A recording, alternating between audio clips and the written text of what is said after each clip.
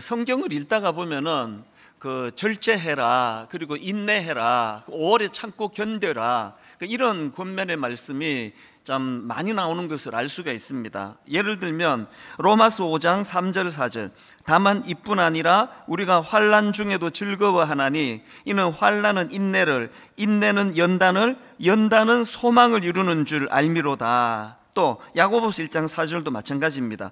인내를 온전히 이루라, 이는 너희로 온전하고 구비하여 조금도 부족함이 없게 하려 함이라. 이런 식으로 인내를 강조하는 교훈의 말씀도 많이 나오고요.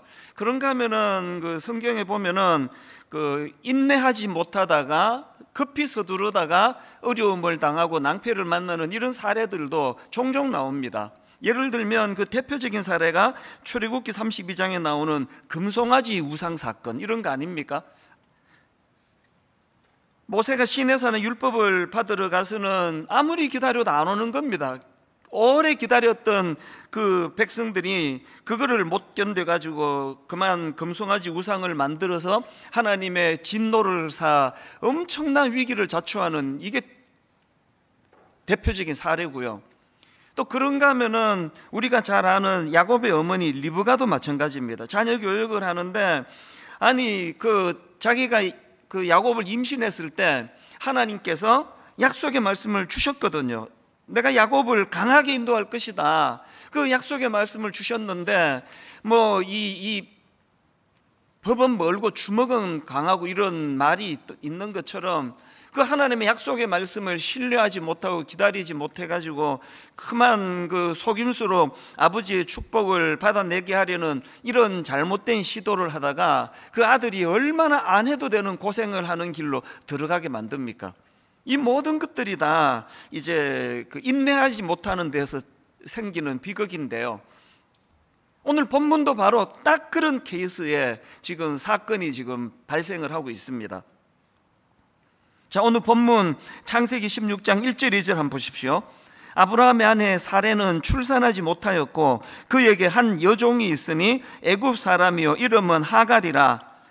사레가 아브라함에게 이르되 여호와께서 내 출산을 허락하지 아니하셨으니, 허락하지 않은 게 아니고요, 하나님의 때, 가장 적절한 하나님의 때를 지금 하나님이 기다리고 계시거든요.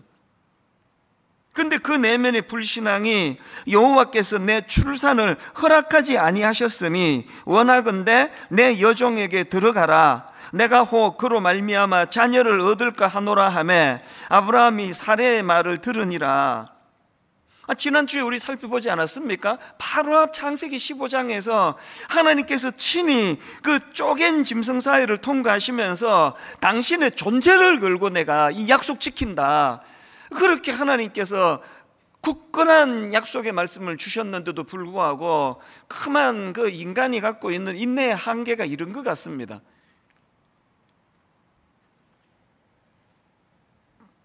그 일로 인해 가지고 가장 고통을 많이 당하는 사람이 바로 그 일을 제안했던 당사자예요.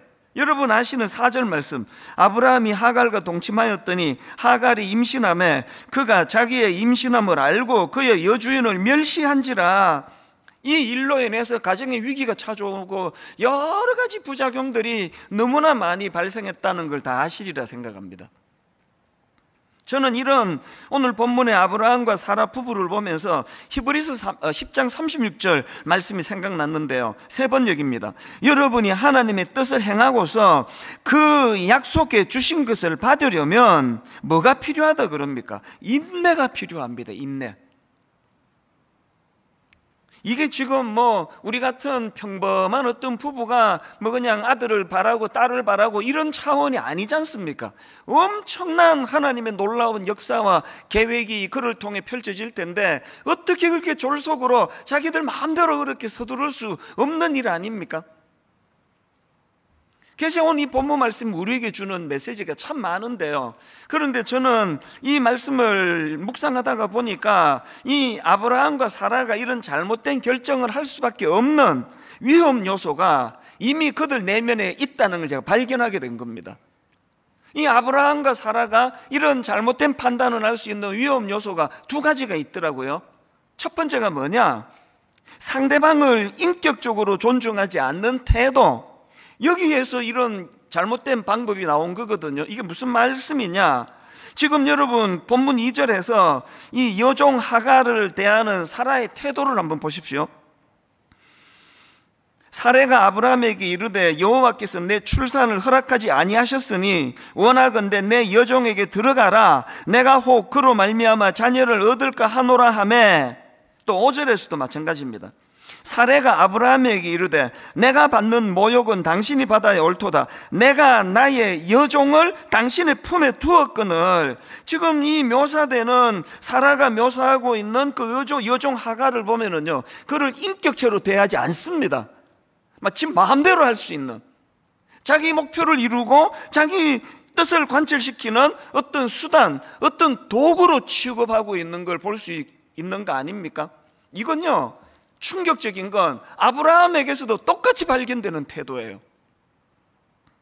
이게 덧나가지고 이제 그 여종이 임신했다고 그렇게 자기를 대하는 태도가 달라지고 막 함부로 대하고 그러니까 이제 그 아내가 사라가 화가 난 거 아닙니까? 그래서 남편한테 막 퍼붓는 거예요.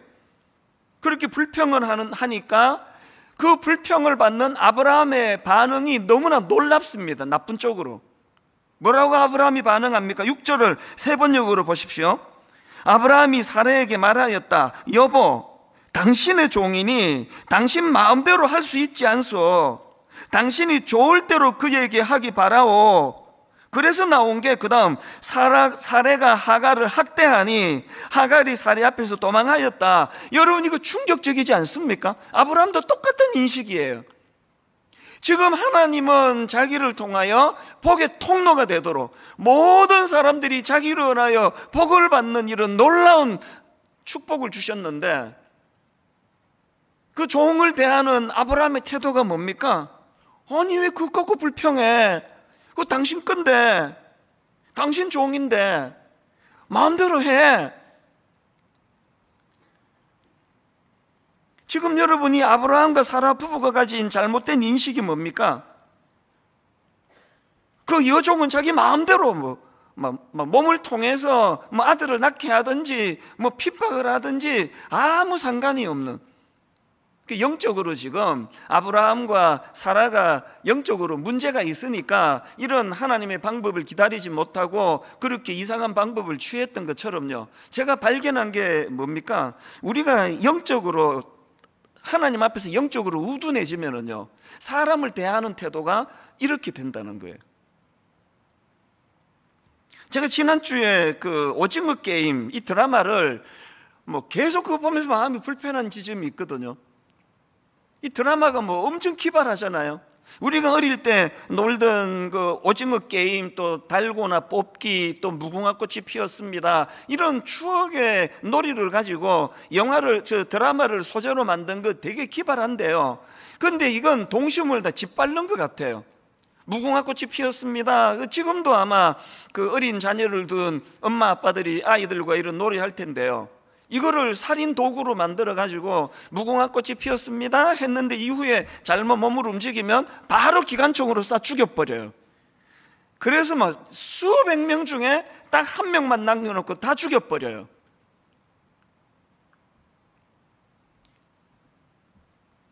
이런 드라마가 지금 전 세계에서 지금 1위다, 제일 많이 보는 드라마다, 화제를 일으킨다.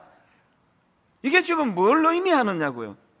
지금 우리들 머릿속에 이 사람 목숨을 경시하는 이런 거에 대하여 별로 놀라지도 않을 만큼 너무나 당연한, 이게 뭘 낳습니까? 여러분, 이거 미국에서 툭 하면은 총기 난사, 우리나라에서도 묻지마 살인, 이게 지금 다 그런 영향 아닙니까?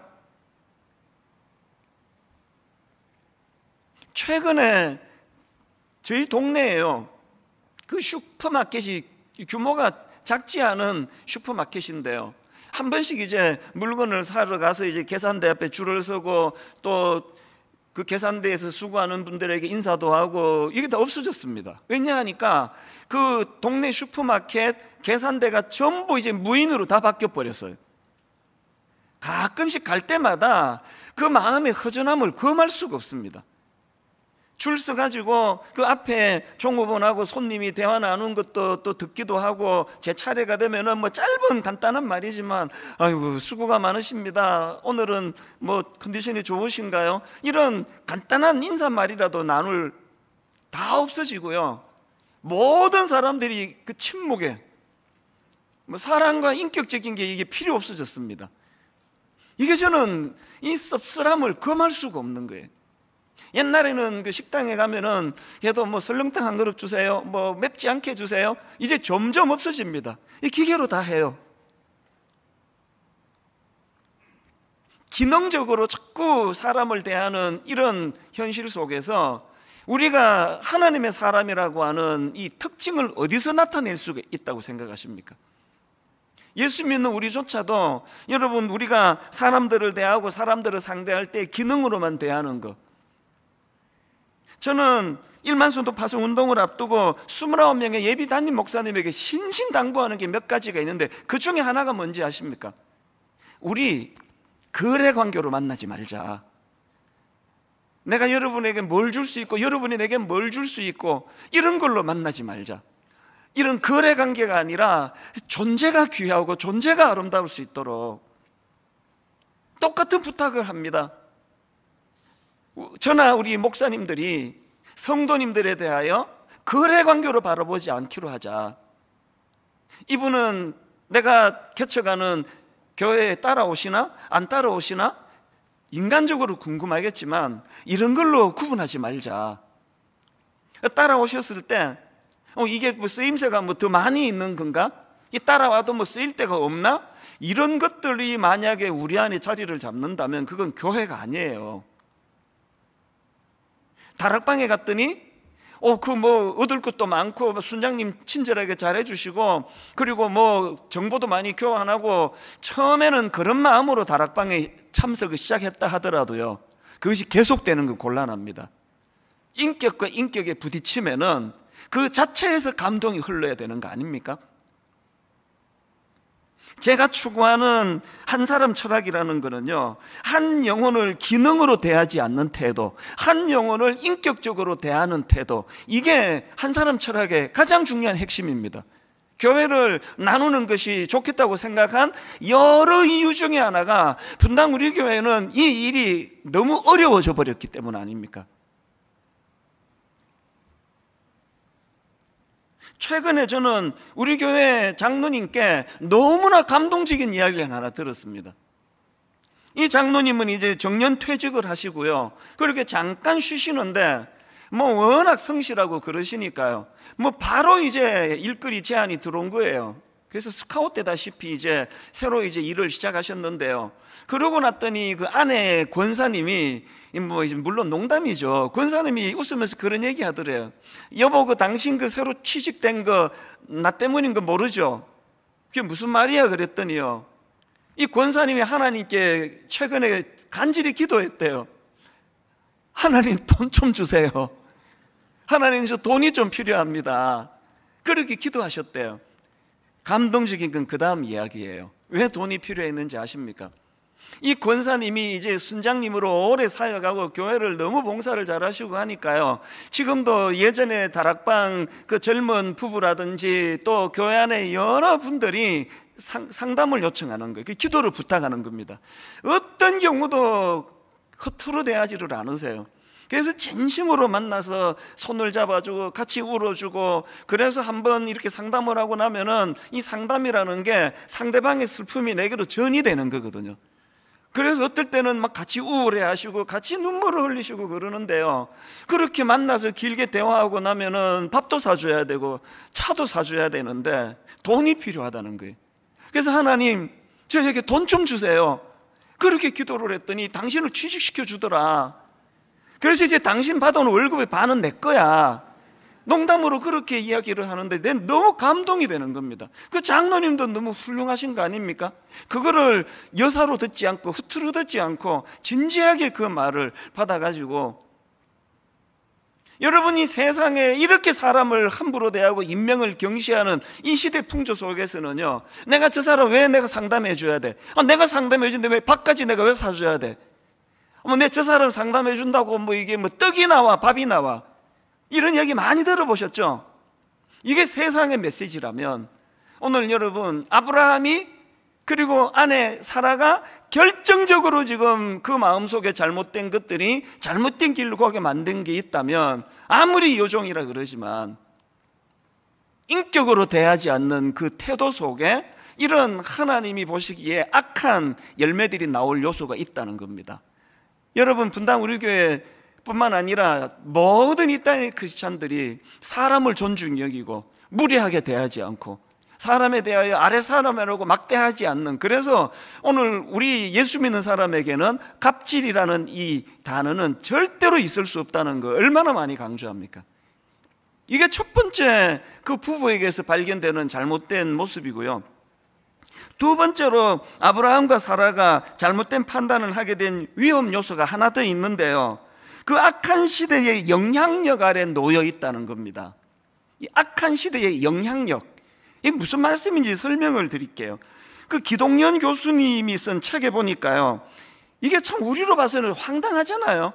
아니, 애가 안 쓴다고 어느 부부가 딴 여자 들여가지고 애 낳지, 뭐 이게 우리로서는 너무 어색한데요, 이게 그 시대적인 배경을 갖고 있다는 겁니다.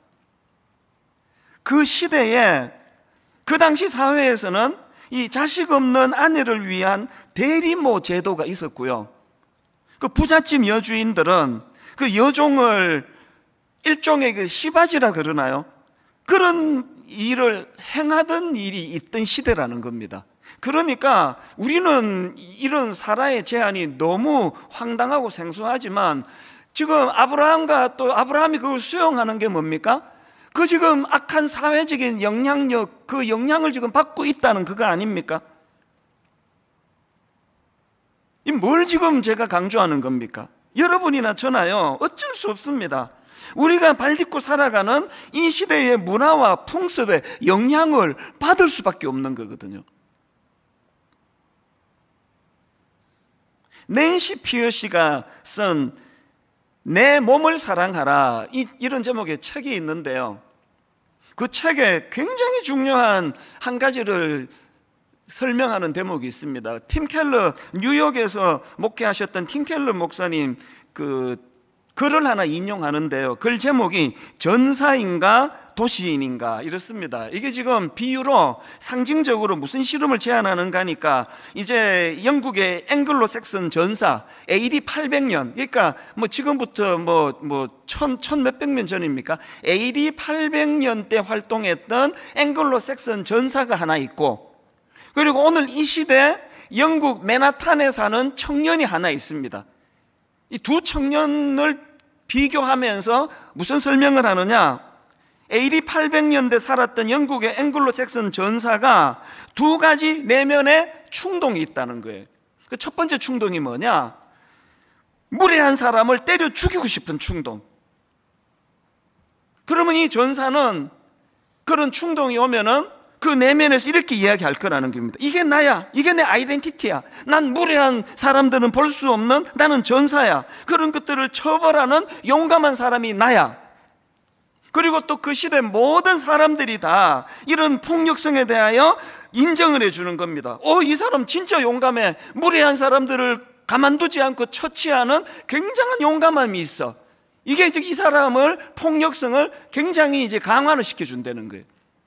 그런가 하면은 이 AD 800년 영국의 앵글로 삭슨 전사에게 또 다른 한 가지 내면의 충동이 있는데, 이게 동성애 감정이 흐르는 겁니다. 예를 든 거예요. 주후 800년대 영국 전사에게 동성애 감정이라는 건요, 이거 황당하기 짝이 없는 거예요. 있을 수가 없는 거예요. 이건 막 전사, 남성성을 강조하던 그 시대에 이거는 뭐 너무 당황스러운 거예요. 그러면 그 남자가 뭐라고 말하느냐 하니까, 이건 내가 아니야, 이건 내 모습이 아니야, 이거는 막 부인하는 겁니다. 나는 이 충동을 억제할 거야, 난 이거 반드시 이겨낼 거야. 이게 이제 800년 전 앵글로 삭슨 전사고요, 똑같은 충동을 현재 뉴욕 맨하탄에 살고 있는 청년에게 있다고 가정을 해보자는 겁니다. 이 청년이요, 뭐 지하철을 타고 가거나 뭐 길을 가거나 무례한 사람을 보면 죽이고 싶은 거예요. 이걸 내가 이제 죽여버리고 싶다고. 그러면 그 뉴욕에 사는 남자가 어떻게 반응할까요? 이 분노 조절 프로그램을 통해 내가 이게 치료를 받아야 돼. 근데 이러다가 이제 그 사고 치르겠다. 엄청 억누르는 거예요. 그 뉴욕 사는 청년이에요. 이게 나야. 이게 내 아이덴티티야. 이렇게 말하지 않는다는 겁니다. 뭘 말하는지 아시겠죠? 지금 이 설명이 가르쳐주는 포인트는요, 그 시대에 영향을 받을 수밖에 없다는 거예요. 그리고 그게 절대 진리라 말할 수 없다는 겁니다. 그 책에 보면은요, 미국 사회에서 스며들고 있는 이 두 비유가 지금 너무나 현실적인 고민. 심지어는 어느 지역은 초등학교 안에 초등학교 아이들 사이에서 나 레즈비언이야. 초등학교 5학년 6학년 아이들이 난 여성 동성애자야. 너 내 파트너가 돼줄래? 너 내 친구가 돼줄래? 이런 이야기가 오가고 있는 게 미국 현실이라는 겁니다. 이런 점에서 저는요, 에베소서 2장 2절, 그때에 너희는 그 가운데서 행하여 이 세상 풍조를 따르고 공중의 권세 잡은 자를 따랐으니 곧 지금 불순종의 아들들 가운데서 역사하는 영이라. 지금 우리가 두려워하는 게 이 세상 풍조라는 것이 감당하기 어려운, 너무나 경험해보지 못한 혼란이라는 겁니다.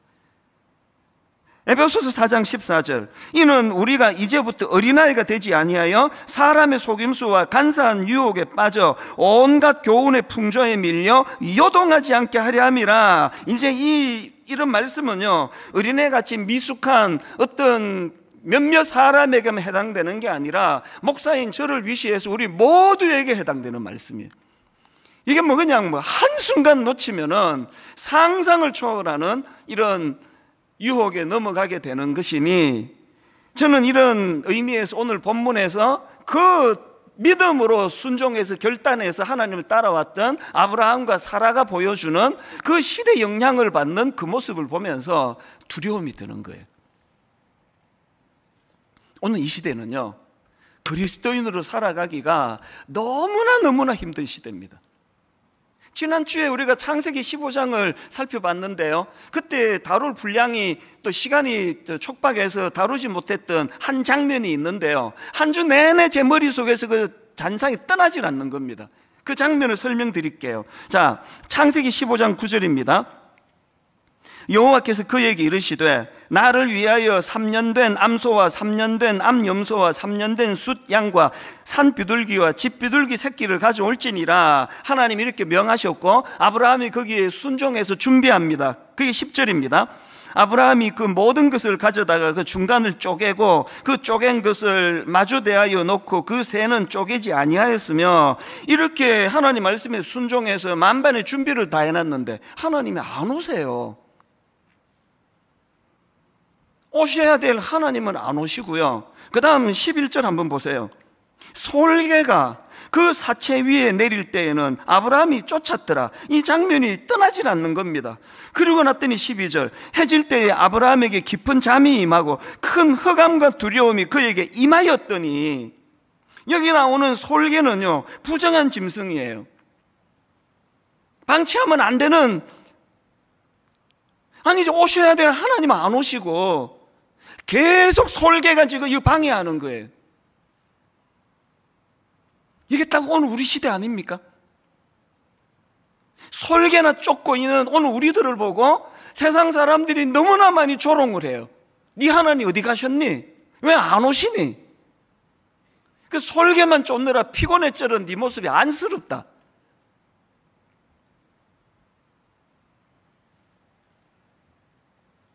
(12절에서) 해질 때에 아브라함에게 깊은 잠이 임하고 큰 흑암과 두려움이 그에게 임하였더니, 이것이 오늘 우리의 현실이고요, 이 솔개의 공격은 점점 더 극심해질 터인데 우리가 바라고 우리가 소망하는 게 뭡니까? 이 17절 아닙니까? 해가 져서 어두울 때에 연기 나는 화로가 보이며 타는 횃불이 쪼갠 고기 사이로 지나더라. 지난주 말씀 기억하십니까? 드디어 임하신 그 하나님께서 두려워 떨고 있는 그 아브라함을 향하여 그 흑암으로 두려워하는 그 아브라함을 위하여 횃불로 임하시는 그 하나님께서 친히 쪼갠 짐승 사이를 지나시며 내 존재를 걸고 너에게 약속하마. 그래서 오늘 설교 제목이 믿음의 다른 말은 기다림이다. 우리 이 사실을 잊으시면 안 됩니다. 믿음은 기다림이에요. 히브리서 10장 23절 세 번 얘기입니다. 또 우리에게 약속하신 분은 신실하시니, 우리에게 약속하신 분은 신실하시니 우리는 흔들리지 말고 우리가 고백하는 그 소망을 굳게 지킵시다. 내면에 두려움이 있을 때 이런 말씀을 묵상하시면 좋습니다. 그런가 하면은 시편 40편 1절, 내가 여호와를 기다리고 기다렸더니, 내가 여호와를 기다리고 기다렸더니 귀를 기울이사 나의 부르짖음을 들으셨도다.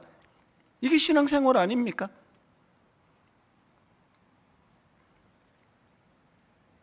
지난주에 그 맨 마지막에 보여드렸던 골판지 간증, 한 주 내내 그 얘기를 들었습니다. 많은 분들이 우셨대요. 우선 코로나 이전에 우리가 했던 그 골판지 간증을 보니까 막 본당에 꽉 차 있는 성도들을 보니까 우리가 이랬던 적이 있었구나. 너무 가슴이 벅찬 거 아닙니까? 거기 어린 중고등학생을 위시해가지고 우리 90대 어른에 이르기까지 참 예수님 만나기 이전 내 모습, 예수님 만난 이후의 내 모습, 그게 그렇게 우리에게 참 눈물을 가져다 줬는데요. 그 중에 그 초신자셨던 한 분의 간증 기억하시죠? 예수님 만나기 전 10년 전 회사 부도, 빚 보정으로 인한 신용 불량, 하반신 마비라는 지체 장애자가 되어 이로 인해 삶의 희망을 잃어 자살 충동에 시달렸습니다. 예수님 만난 후 이 골판지를 넘기시고는 만남의 축복과 공동체 보살핌 아래에서 다시 희망을 찾고 뚜렷한 목적을 갖고 살게 되었습니다. 지난 주 중에요, 이분이 홈페이지에다가 글을 올리셨어요. 게시판에 올린 글 제목이 이렇습니다. 강도 만나 급한 죽어가던 저를 살리신 하나님의 은혜. 그리고는 사진은 올리고 좀 더 자세하게 거기다가 당시를 설명을 해. 이분이 한번 들어보세요. 비포, 예수님 만나기 이전, 부친 회사 부도, 신용불량자, 실업자, 지체장애자, 자기 비하, 술과 담배, 야동 중독, 삶의 기쁨 전혀 없음, 자살 충동, 삶의 만족도 10점 중 1 혹은 마이너스 3점.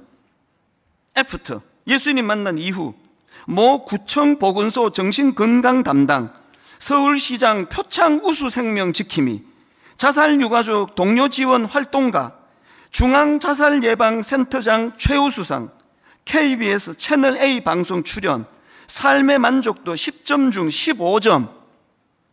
이것도 감동이 됐는데요, 저를 뭉클하게 만든 건 이분 글 댓글로 이분 아내분이 거기다가 글을 남기셨어요.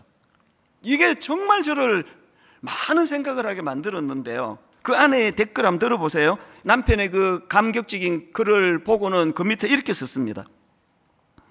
몇 년 전 골판지 간증을 보니 그 후에 예상치 못했던 어려움과 슬픔을 겪었던 것들이 생각나서 더 안쓰러운 마음이 들었네요.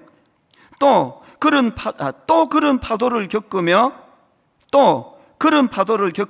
떠내려가지 않고 삶의 뚜렷한 목표라고 했던 그 목표를 잊어버리지 않고 뚜벅뚜벅 걸어올 수 있었던 것이 너무나 다행이고 감사한 마음이 들어요. 다락방, 제자반, 찬양대, 또 오가며 만났던 우리를 위해 기도해 주시고 위로와 격려를 해 주신 많은 분들로 세 겹, 네 겹 꽁꽁 싸매어 우리의 삶을 견인해 주신 주님 감사합니다. 저는 이게 왜 감동이 됐느냐, 두 가지 감동이에요. 이게 그저 일어난 일이 아니구나. 이게 그냥 막 그 골판지 한번 들고 나면은 막 그때부터 고생 끝, 행복 시작, 이게 아니고요.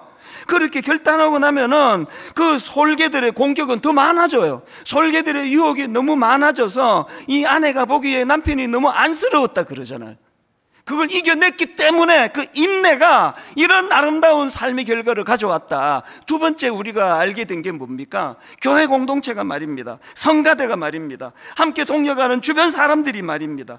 모든 분들이 힘을 합해가지고 그를 도와주고 그를 보살펴주고 용기를 건네주고 다락방에서, 제자반에서. 이게 교회라는 겁니다. 그 한 믿음 어린 형제를 세워가기 위하여 그 소중한 마음으로 그를 보듬어 세워나가는 공동체, 이게 교회라는 거예요. 저는 여기까지 오늘은 수고 많이 하신 우리 모든 성도님들에게 눈물로 호소합니다. 여러분, 이제 그 솔개 쫓으며 너무나 많이 지쳐있는 거 이해가 되지만 조금만 더 견디지 않으시겠습니까? 조금만 더 주님을 신뢰하면서 우리를 위하여 십자가를 통하여 그 쪼갠 짐승 사이를 친히 지나가시면서 내 존재를 걸고 약속하마 그 하나님을 신뢰하며 조금만 더 견디지 않으시겠습니까? 결론을 맺기 전에 한 가지 포인트만 더 살펴보기를 원하는데요, 바로 지난 금요일 날에 저는 늘 이런 식의 은혜를 경험해요. 전남대학교 병원 정신건강의학과에 근무하는 의사분께서 제게 메일을 보내줬어요. 우리 교회 성도도 아니고 또 제가 아는 분도 아니에요. 제 이메일 주소를 모르시니까요, 우리 교역자를 통해서 이거를 좀 전달해 달라고 보내왔는데 이게 너무 놀라웠습니다. 오늘의 결론 말씀을 그분이 어떻게 하시고, 이분이요, 전남대학교 병원 그 정신건강의학과에 소속된 의사분이 그 팀이 이 코로나랑 관련한 연구를 했는데요, 연구 주제가 코로나 블루와 스트레스 예방을 위한 솔루션이래요. 코로나 블루라는 거, 이 코로나 확산으로 생긴 우울감, 뭐 우울증, 또 무기력증, 뭐 이런 걸 뜻하는 단어 아닙니까? 그러니까 어떻게 하면은 이런 코로나로 인한 그런 무기력증이나 스트레스를 예방할 수 있는가, 이 연구팀이 연구를 했더니요, 답이 딱 나오더래요. 그게 감사. 이 교회에서 한 게 아니고요, 제가 기억하기로 정부에서 출연한 그 기금을 가지고 전문가들이 모여 논문을 쓴 논문에 나온 결론이에요. 그 내용을 다룬 기사를 다 읽어드리면 너무 좋겠는데 시간이 없어서 제가 앞부분만 읽어드릴게요. 코로나19 확산 이후 일반인과 의료인에게 우울증과 스트레스가 크게 증가하였지만 감사하는 마음이 예방 효과가 있다는 연구 결과가 전남대학교 병원 정신건강의학과 연구팀에 의해 발표되었다. 이 논문 두 편이 여기에 지금 발표가 된 겁니다. 이분의 그 메일을 보고서 이게 감사구나 하고 오늘 본문을 다시 한번 보세요. 아브라함의 아내 사라가 그런 잘못된 제안을 했는데 그 첫 출발 한번 읽어보세요. 그 15장에서 하나님 그 쪼갠 짐승 사이로 지나면 이런 약속을 주신 하나님을 내가 찬양합니다가 아니에요. 하나님에 대한 원망, 하나님에 대한 불평, 과장된 불평, 하나님이 우리 애기 생기는 걸 막으신다고, 그것이 이런 불행한 결과를 가져온 거예요. 제가 깨달은 게 뭘까요? 여러분 이미 알고 계신 게 뭡니까? 기다림은 감사예요. 감사함으로. 그래서 지금 결핍된 그 문제에 집중하는 본능을 우리가 방치하지 말고, 그거 어쩔 수 없지만 15장에서 주셨던 그 하나님의 은혜, 14장에서 주셨던 그 하나님의 은혜, 13장에서 12장에서 주셨던 그 하나님의 은혜, 잘못 판단해서 애굽으로 내려가 엉뚱한 곳에 헤맬 때 하나님이 어떤 은혜로 그를 다시 회복 주셨던가, 그 지나간 시간에 대한 감격을 회복하는 것, 이게 전남대학교 어떤 저 알지도 못하는 의사 교수님을 통해서 하나님이 보내주신 자료라고 저는 믿거든요. 우리 지난주에 월드비전에서 감사 챌린지, 추수감사절 너무너무 감사해요. 한국 교회를 좀 섬기고 싶다고 이 감사 노트를 정성껏 만드는 이거를 10만 부를 원하는 교회에다가 배포하겠다고, 분당 우리 교회도 그 혜택을 누렸는데요, 이게 사실 이제 추수감사절 한 주 전 그 일주일 쓰는 용이거든요. 하나님이 제 마음에 3주까지 기다릴 게 뭐가 있냐고, 내일부터 하시자고요. 내일부터 시작하자고요. 꼭 이거 안 쓰셔도 돼요. 이거는 추수감사 전주일 쓰기로 아껴놓고, 여러분 이미 있잖아요. 우리 교회가 쓰는 감사 노트 한 몇 줄 쓰고 그 처박아 놓은 거 다 찾아내세요. 그거 다 끄집어내세요. 그리고 우리 3주 동안에 이 월드비전에서 하는 감사 챌린지가 이게 참 의미가 있는 게요, 요일마다 감사 무게가 다 달라요. 우리 홈페이지 들어오시면 그 내용 다 알 수 있습니다. 이런 겁니다. 월요일에는 나에 대하여, 화요일에는 가족에 대하여, 수요일에는 교회에 대하여, 목요일에는 이웃에 대하여, 금요일에는 환경에 대하여, 토요일에는 하나님에 대하여 묵상하고 감사를 찾자는 겁니다. 홈페이지 오셔서 다운받아 가시고요, 요령을 배워 가시고요. 이거가 3주 모아지니까 신기하게 100감사가 됩니다. 100감사. 저절로 100가지 감사가 나와요. 도전해보지 않으시겠습니까? 여러분, 당장 오늘 저녁부터 우리 가족 행복밥상 조금 느슨해진 가족들 다시 모이셔서 우리 이제 오늘 저녁, 주일 저녁부터 연말까지 매주마다 한 주를 돌아보며 감사로 마무리 짓자. 감사로. 결론을 이 말씀으로 맺기 원합니다. 히브리서 10장 36절. 너희에게 인내가 필요함은 너희가 하나님의 뜻을 행한 후에 약속하신 것을 받기 위함이라. 다 오셔가지고 쏟아버리는 어리석은 인생이 아니라 기어이 약속을 성취하시는 그 하나님의 은혜를 풍성히 누리시기 위하여 좀 더 힘을 내시고, 좀 더 인내하시고, 좀 더 기다리시면서 감사로 이것들을 잘 이겨내심으로, 그래서 하나님 약속하신 것을 받기 위함이라, 이 말씀이 성취되는 믿음의 성도님들 되시기를 주님 이름으로 축원합니다.